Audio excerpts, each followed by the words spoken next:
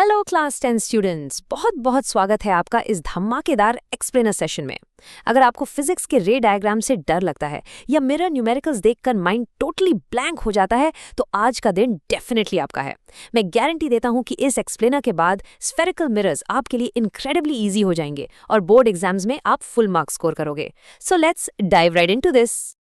शुरुआत करते हैं एक बहुत ही कॉमन एवरीडे मिस्ट्री से। Have you ever looked at your face in a shiny steel spoon while having breakfast? अगर आप स्पून को अपने चेहरे के बिल्कुल पास लाते हो तो क्या होता है, और अगर उसे पलट देते हो फ्लिप करते हो तो रिफ्लेक्शन कैसे अचानक से चेंज हो जाता है। बस यहीं से शुरू होती है कर्व्ड रिफ्लेक्टिंग सर्फेसेस यानी स्फेरिकल मिरर्स की एक्साइटिंग कहानी। ऑलराइट, सो यहाँ है हमारा आज का road map. First, intro to spherical mirrors. Second, rules for ray diagrams. Then, we'll look at concave and convex mirrors along with their practical uses. After that, sign convention and formulas. And finally, the ultimate boss level, solving mirror numericals. Let's get to it. Section 1. Intro to spherical mirrors. The anatomy.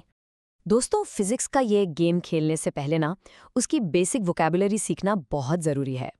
Imagine a giant glass sphere. एक spherical mirror ना असल में उसी बड़े से sphere का एक छोटा सा पार्ट होता है। अगर रिफ्लेक्टिंग सरफेस अंदर की तरफ कर्व्ड है जस्ट लाइक अ केव तो वो कॉनकेव मिरर है, और अगर रिफ्लेक्टिंग सरफेस बाहर की तरफ उभरा हुआ है बल्ज्ड आउटवर्ड्स तो वो कॉन्वेक्स मिरर है। Shaded lines basically non reflecting side को दिखाती हैं। ये याद रखने की बेस्ट ट्रिक है। केव मतलब गुफा यानी अंदर की तरफ। Simple right? मूविंग ऑन, अब आते हैं कुछ एब्सोल्यूट इंपॉर्टेंट टर्म्स पर जो आपको डायग्राम्स में बार बार मिलेंगी।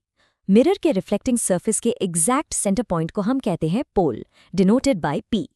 अब क्योंकि मिरर एक बड़े स्फीयर का हिस्सा था, राइट, तो उस ओरिजिनल स्फीयर के सेंटर को हम सेंटर ऑफ कर्वेचर यानी सी कहते हैं। और इन दोनों पॉइंट्स पी और सी को क्रॉस करती हुई जो एक स्ट्रेट इमेजिनरी लाइन जाती है ना, उसे हम कहते हैं principal axis. Now think about this. अगर आप डायरेक्ट सनलाइट के आगे एक कॉन्केव मिरर रखें और एक पेपर पर उस लाइट को फोकस करें तो थोड़ी देर में वो पेपर लिटरली जलने लगता है। ऐसा क्यों होता है? क्योंकि मिरर सारी पैरेलल सन रेज को एक सिंगल शार्प पॉइंट पर कन्वर्ज कर देता है। इसी पावरफुल पॉइंट को प्रिंसिपल फोकस या एफ कहते हैं। और हाँ, पोल से फोकस तक का जो डिस्टेंस है उसे कहते हैं focal length, denoted by a small F. हमेशा याद रखना, सेंटर ऑफ कर्वेचर का डिस्टेंस यानी आर इस फोकल लेंथ का एग्जैक्टली डबल होता है। So R equals 2f। Okay, section 2, rules for ray diagrams, the cheat codes. Honestly मैंने नहीं चीट कोड्स बुलाता हूँ, क्योंकि अगर आपने ये रूल समझ लिए तो कोई भी रे डायग्राम ड्रॉ करना आपके लिए लिटरली बच्चों का खेल हो जाएगा। So rule number 1 is actually quite straight forward. जो भी लाइट रे प्रिंसिपल एक्सिस के बिल्कुल पैरेलल आती है ना, रिफ्लेक्शन के बाद वो हमेशा प्रिंसिपल फोकस यानी एफ से पास होगी। ये कॉनकेव के केस में, या फिर कॉन्वेक्स मिरर के केस में वो फोकस से आती हुई डाइवर्ज होती दिखेगी। ये रिफ्लेक्शन का सबसे फाउंडेशनल लॉजिक है। ऑलराइट, चलिए अब इन 4 गोल्डन रूल्स को क्विकली एक साथ समराइज करते हैं। पहला, पैरेलल रे हमेशा फोकस से जाएगी। दूसरा रूल बिल्कुल इसका उल्टा है, फोकस से आने वाली रे हमेशा पैरेलल हो जाएगी। तीसरा, सेंटर ऑफ कर्वेचर यानी सी से आने वाली रे वापस उसी एग्जैक्ट रास्ते पर बाउंस बैक हो जाएगी। और चौथा, अगर कोई रे पोल पर किसी ओब्लीक एंगल से हिट करती है तो वो उतने ही एंगल से रिफ्लेक्ट होगी। और सबसे ज़रूरी बात जो आपको याद रखनी है, कोई भी इमेज बनाने के लिए हमें इनमें से सिर्फ 2 इंटरसेक्टिंग रेज चाहिए होती हैं, जस्ट 2।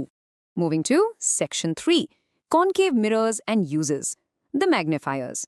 ये मिरर्स है ना, सच में इस मिरर वर्ल्ड के हैवी लिफ्टर्स हैं जो ऑब्जेक्ट की पोजीशन के हिसाब से लिटरली हर तरह की इमेजेस बना सकते हैं। नाउ पे अटेंशन हियर, क्योंकि बोर्ड एग्जाम्स के लिए ये लॉजिक आपकी अल्टीमेट चीट शीट है। देखो, जब ऑब्जेक्ट इन्फिनिटी पर होता है तो इमेज एफ पर बनती है, एकदम टाइनी और रियल। लेकिन जैसे जैसे आप ऑब्जेक्ट को मिरर के पास लाते हो, you know what happens, image दूर जाने लगती है और साइज में बड़ी होती जाती है। और इसका क्लाइमैक्स कहाँ आता है? जब ऑब्जेक्ट पोल और फोकस के बिल्कुल बीच आ जाता है, तब इमेज अचानक से वर्चुअल, इरेक्ट और इनलार्ज्ड हो जाती है, वो भी मिरर के ठीक पीछे। Isn't that cool? और एग्जैक्टली इसी अमेजिंग फिजिक्स की वजह से रियल वर्ल्ड में इन मिरर्स का इतना हैवी यूज होता है। फॉर एग्जाम्पल डेंटिस्ट्स, उन्हें आपके दांत का एक क्लियर और बड़ा वर्चुअल इमेज देखना होता है, राइट? इसलिए वो एक कॉन्केव मिरर आपके दांत के बिल्कुल पास रखते हैं। टॉर्चेस और व्हीकल हेडलाइट्स में बल्ब को फोकस पर रखा जाता है ताकि रिफ्लेक्शन के बाद एकदम स्ट्रॉन्ग पैरेलल लाइट बीम्स मिलें। और सोलर फर्नेसेस, वो उसी बर्निंग पेपर वाले कॉन्सेप्ट पर सारी हीट कॉन्सेंट्रेट करते हैं। एंड दिस लिटरली शोज कि कैसे थ्योरी रियल लाइफ में आकर प्रैक्टिकल बन जाती है। Next up, section 4, convex mirrors and uses, the wide viewers. अब देखो, इनके इमेज फॉर्मेशन के रूल्स डेफिनेटली सिंपलर हैं, लेकिन इनकी real world safety applications absolutely crucial हैं। कॉन्वेक्स मिरर्स ना एक्चुअली बहुत प्रिडिक्टेबल और सिंपल होते हैं। आप ऑब्जेक्ट को मिरर के सामने कहीं भी रख दीजिए, लिटरली एनीवेयर। ये मिरर हमेशा एक वर्चुअल, इरेक्ट यानी सीधी और डिमिनिश्ड यानी छोटी इमेज ही बनाएगा। No surprises at all. और पता है, यही प्रिडिक्टेबिलिटी उन्हें इतना यूजफुल बनाती है। आपने गाड़ियों के रियर व्यू मिरर्स देखे हैं? वो कॉन्वेक्स होते हैं। क्यों? क्योंकि ड्राइवर को हमेशा पीछे आने वाली ट्रैफिक की सीधी इरेक्ट इमेज देखनी होती है, और छोटी इमेज बनने की वजह से उन्हें एक बहुत ही वाइड एरिया दिख जाता है। एक फन फैक्ट सुनिए, आगरा फोर्ट में एक दीवार पर एक ह्यूज कॉन्वेक्स मिरर लगा है, जिसमें आप एक ही बार में पूरे ताजमहल की फुल लेंथ इमेज देख सकते हैं। How amazing is that? Alright, Section 5, Sign Convention and Formulas, the Math Map. Now take a deep breath, क्योंकि हम आते हैं इस चैप्टर के बॉस बैटल पर। लेकिन ट्रस्ट मी, घबराने की बिल्कुल ज़रूरत नहीं है। ये स्ट्रिक्टली वैसा ही है जो आप मैथ क्लास में पहले से जानते हो। ये बेसिक ग्राफ पेपर कॉन्सेप्ट आपका फॉर्मूला का डर लिटरली गायब कर देगा। सो जस्ट इमेजिन कि मिरर का जो पोल है वो आपके ग्राफ का ओरिजिन है, 0,0। ऑब्जेक्ट को हम हमेशा लेफ्ट साइड रखते हैं, ठीक है? तो लेफ्ट साइड आने वाली हर डिस्टेंस नेगेटिव होगी और ओरिजिन से राइट साइड जाने वाली डिस्टेंस पॉजिटिव। प्रिंसिपल एक्सिस के ऊपर मेजर करेंगे तो पॉजिटिव और उसके नीचे मेजर करेंगे तो नेगेटिव। बस यही है the famous new cartesian sign convention. तो एक बार जब आपने ये साइंस अच्छे से समझ लिए तो हमारा नेक्स्ट स्टेप आता है the golden mirror formula, which is 1/v + 1/u = 1/f। यहाँ u है आपका ऑब्जेक्ट डिस्टेंस, v है इमेज डिस्टेंस और f है फोकल लेंथ। एक बात का हमेशा ध्यान रखना, इस फॉर्मूला में वैल्यूज हमेशा अपने प्रॉपर साइंस प्लस या माइनस के साथ ही डालनी है। दिस इज एब्सोल्यूटली क्रिटिकल, वरना आपका आंसर 100% रॉन्ग आएगा। और फाइनली पिक्चर में आती है मैग्निफिकेशन यानी m। ये हमें सिंपली ये बताती है कि जो इमेज बनी है वो ऑब्जेक्ट से कितनी बड़ी या छोटी है। इसका फॉर्मूला है height of image divided by height of object, h-h, या फिर -v/u। चलो एक प्रोटिप देता हूँ, अगर m कैलकुलेट करके नेगेटिव आए तो पक्का समझ लेना कि इमेज रियल और इन्वर्टेड है, और अगर m पॉजिटिव आए तो इट मीन्स इमेज वर्चुअल और इरेक्ट होगी। ये एक्चुअली एक बहुत ही सॉलिड चेक है अपने फाइनल आंसर्स को वेरीफाई करने के लिए। Okay, Section 6, Solving Mirror Numericals Step by Step. Rules समझ लिए? मैथ्स ऐप क्लियर है? फैंटास्टिक। अब वक्त आ गया है एक्चुअल NCERT टेक्स्ट बुक के एग्जाम्पल्स को सॉल्व करने का, ताकि एग्जाम में आपका कॉन्फिडेंस कंप्लीटली स्काई हाई रहे। लिसन केयरफुली, किसी भी न्यूमेरिकल को क्रश करने का ये एक सिंपल 4 स्टेप फूल प्रूफ फ्रेमवर्क है। स्टेप 1, सबसे पहले सारी गिवन वैल्यूज को उनके साइंस के साथ नोट डाउन कर लो। स्टेप 2, क्या फाइंड करना है जैसे u, v, f या m, वो आइडेंटिफाई करो। स्टेप 3, अपनी वैल्यूज को एक्यूरेटली मिरर फॉर्मूला में प्लग करो। और स्टेप 4, नेचर और साइज कंफर्म करने के लिए हमेशा मैग्निफिकेशन कैलकुलेट करो।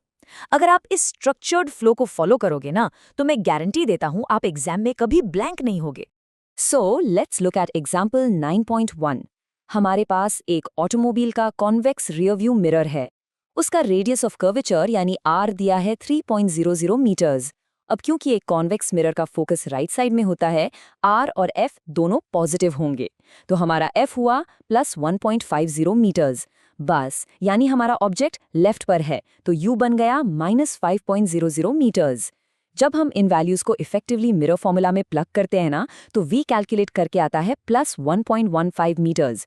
ये पॉजिटिव साइन यहाँ प्रैक्टिकली चीख चीख कर बता रहा है कि इमेज वर्चुअल है और मिरर के ठीक पीछे बनी है।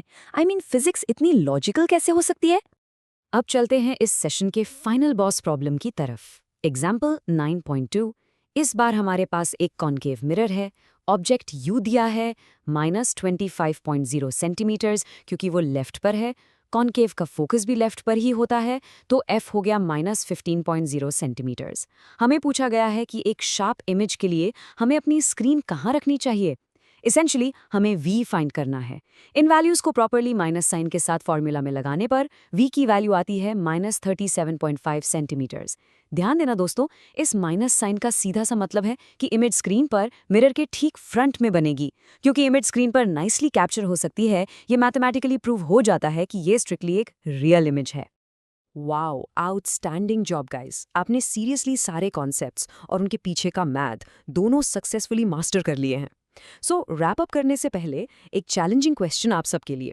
अगर एक कॉन्केव मिरर को एक एग्जैक्टली रियल और मैग्नीफाइड इमेज बनानी हो तो ऑब्जेक्ट को प्रिंसिपल एक्सिस पर कहाँ रखना चाहिए, और इस स्पेसिफिक सेटअप का हमारी रियल लाइफ में क्या प्रैक्टिकल यूज हो सकता है?